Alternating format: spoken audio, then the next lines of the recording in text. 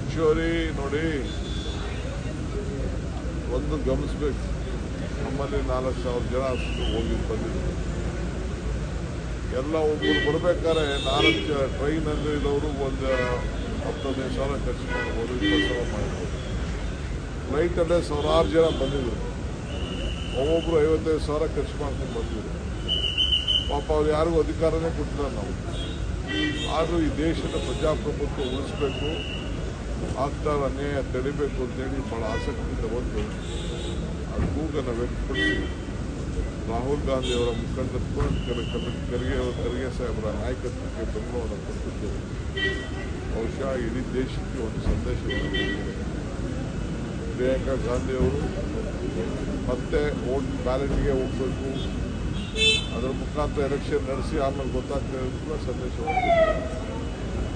ಅದಕ್ಕೆ ಭಾಳ ಯಶಸ್ವಿಯಾಗಿತ್ತು. ಮೂಲೆಯಿಂದ ಬಂದಂಥ ಎಲ್ಲ ಕರ್ನಾಟಕದ ಎಲ್ಲ ಕಾರ್ಯಕರ್ತರಿಗೆ, ಮುಖಂಡರಿಗೆ, ಪಕ್ಷದ ಪರವಾಗಿ ಅವರೆಲ್ಲ ನಾನು ರಾಹುಲ್ ಗಾಂಧಿ ಅವರು ಸೋನಿಯಾ ಗಾಂಧಿ ಅವರು ಭೇಟಿ ಆದರು. ನೋಡಿದ್ರ ನೀವೇ ಎಲ್ಲ ಭಾವಚಿತ್ರಗಳು, ಫೋಟೋಗಳು, ಕುಶಲ ವಿಚಾರಿಸೋದು